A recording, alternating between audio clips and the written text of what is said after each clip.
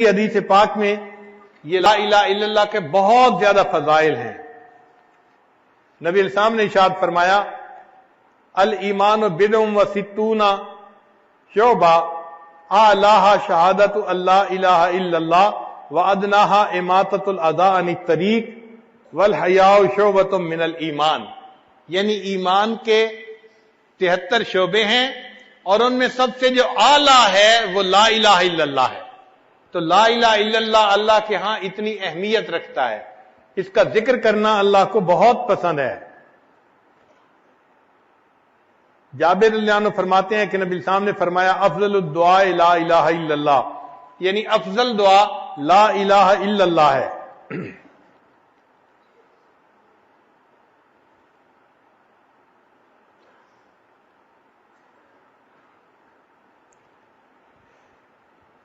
چنانچہ قرآن مجید میں ہے کہ اللہ تعالیٰ فرماتے ہیں وَأَلْزَمَهُمْ كَلِمَةَ التَّقْوَى وَكَانُوا أَحَقَّ بِهَا وَأَهْلَهَا، اور اللہ نے ان کو تقوی کے کلمے کے اوپر پکا رکھا اور وہ اس بات کے حقدار تھے اور اہل تھے۔ تو مفسرین نے لکھا کہ اس سے کیا مراد ہے، فرماتے ہیں ہی لا الہ الا اللہ محمد الرسول اللہ، کہ کلمۃ التقوی سے مراد لا الہ الا اللہ محمد الرسول اللہ تھا۔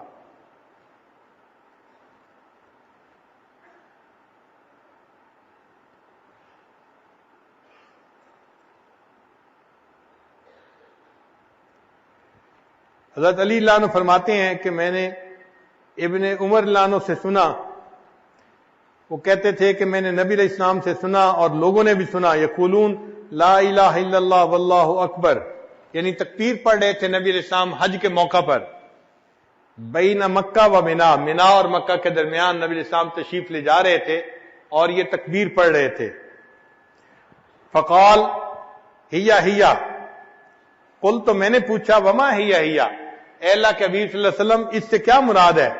قال قولہ تعالی وَأَلْزَمَهُمْ كَلِمَةَ التَّقْوَى وَكَانُوا أَحَقَّ بِهَا وَأَهْلَهَا، یعنی لا الہ الا اللہ، اس سے مراد لا الہ الا اللہ ہے۔ ابو ذر اللہ عنہ فرماتے ہیں کہ نبی السلام نے فرمایا یا رسول اللہ، اے اللہ کے رسول صلی اللہ علیہ وسلم اوصنی، مجھے کوئی وصیت فرما دیجئے۔ قال صلی اللہ علیہ وسلم، نبی علیہ السلام نے ارشاد فرمایا اتق اللہ، اللہ سے ڈرو، وَإِذَا عَمِلْتَ سَيِّئَةً فَأَتْبِعْهَا حَسَنَةً تَمْحُهَا، اگر تم کوئی برائی کر بیٹھو اس کے بعد نیکی کرو تاکہ نیکی اس برائی کو دھو دے۔ قال قلت یا رسول اللہ، میں نے کہا اے اللہ کے حبیب صلی اللہ علیہ وسلم امن الحسنات لا الہ الا اللہ، کیا لا الہ الا اللہ یہ بھی نیکیوں میں سے ہے؟ قال صلی اللہ علیہ وسلم، نبی صاحب نے فرمایا من افضل الحسنات، یہ تو سب سے بہترین نیکی ہے لا الہ الا اللہ پڑھنا۔ تو دیکھیے اللہ کے حبیب صلی اللہ علیہ وسلم لا الہ الا اللہ پڑھنے کو سب سے بہترین نیکی فرما رہے ہیں۔ ابن عباس نے فرماتے ہیں کہ قرآن مجید میں ہے لہو دعوت الحق، اس سے مراد لا الہ الا اللہ ہے۔ اکرمہ رضی اللہ عنہ سے روایت ہے کہ اللہ تعالیٰ نے فرمایا کہ یا ایھا الذین آمنوا اتقوا اللہ وقولوا قولا سدیدا، تو قول سدید سے کیا مراد ہے؟ وہ فرماتے ہیں لا الہ الا اللہ اس سے مراد ہے۔ اور فرماتے ہیں کہ اللہ تعالیٰ نے فرمایا قد افلح من تزکا، تزکا سے کیا مراد ہے؟ وہ فرماتے ہیں من قال لا الہ الا اللہ۔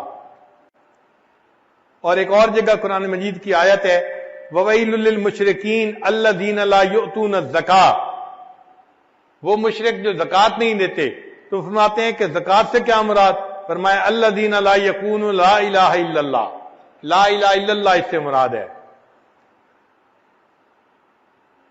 اور موسیٰ علیہ السلام نے جب فرعون سے کہا تھا کہ هَلْ لَكَ أَن تَزَكَّىٰ إِلَىٰ ان تقول لا الہ الا اللہ، ان سے مراد ان کی یہ تھی کہ تو لا الہ الا اللہ پڑھ لے۔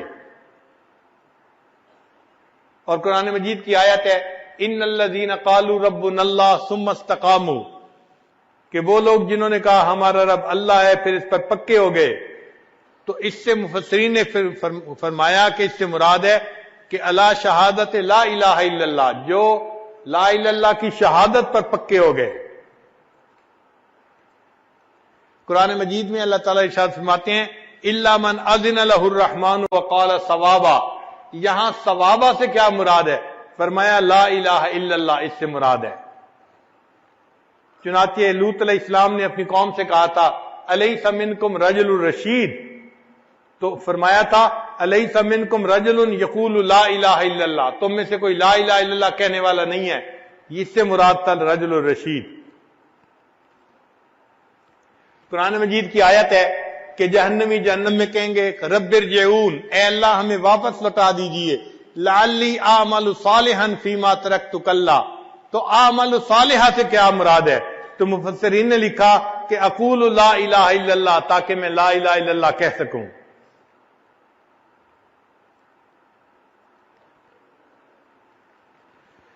اللہ رب العزت کا ارشاد ہے للذین احسنوا الحسنى، کہ جو لوگ نیکی کریں گے ان کو حسنہ ملے گا۔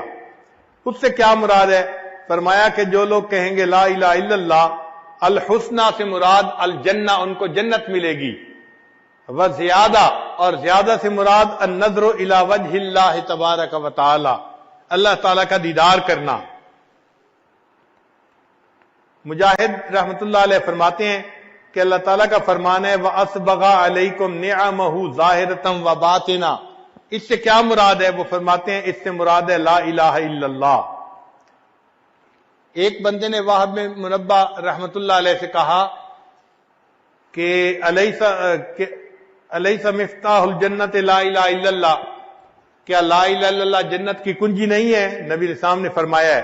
انہوں نے فرمایا بلا ایسا ہی ہے یا ابن اخی، ولیکن لیس من مفتاح الا ولہ اسنان فمن جاء باسنانہ فتح لہ ومن لم یفتح لہ، یعنی چابی کے دندانے بھی ہوتے ہیں، تو نیک اعمال دندانے کی مانند ہیں۔ جس نے کلمہ پڑھ لیا چابی تو مل گئی، لیکن اگر وہ اعمال بھی ٹھیک کر لے گا تو دندانے بھی ٹھیک ہو جائیں گے، تو جنت کا دروازہ کھل جائے گا۔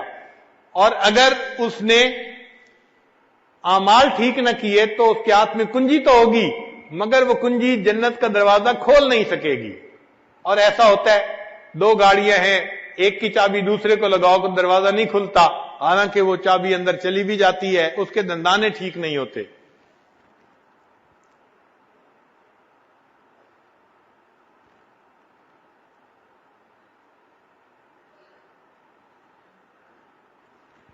حسن رضی اللہ عنہ فرماتے ہیں قال رسول اللہ صلی اللہ علیہ وسلم، نبی علیہ السلام نے ارشاد فرمایا من قال لا الہ الا اللہ تاشت ما فی صحیفتہ من السیئات حتی یعود الی مثلہا، کہ جس بندے نے لا الہ الا اللہ پڑھا، اس لا الہ الا اللہ پڑھنے پر اس کے نام اعمال میں جتنے گناہ ہوتے ہیں اللہ سب گناہوں کو مٹا دیتے ہیں۔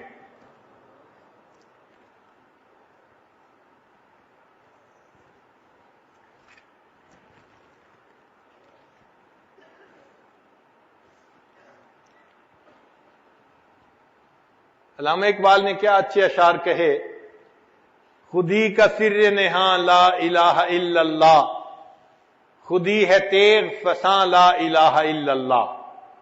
خودی سے مراد کہ انسان ایک اللہ کے سامنے جھکے، جگہ جگہ سر نہ جھکاتا پھرے، اس کو وہ خودی کہتے ہیں کہ انسان مومن غیور ہونا چاہیے، ایک در پر جھکنے والا ہونا چاہیے، جگہ جگہ سر جھکانے والا نہ ہو۔ خودی کا سر نہاں لا الہ الا اللہ، خودی ہے تیغ فساں لا الہ الا اللہ۔ فساں کہتے ہیں جو چیز کو تیز کرنے والے گرائنڈر ہوتا ہے، وہ کہتے ہیں کہ خودی جو ہے یہ تلوار ہے، اور اس تلوار کو جو تیز کرنے والی چیز ہے وہ لا الہ الا اللہ ہے۔ جتنا لا الہ الا اللہ پڑھو گے تمہاری یہ جو خودی ہے نا، اللہ کے سامنے جھکنا ہے کسی اور کے سامنے نہیں، یہ اتنی زیادہ تیز ہو جائے گی۔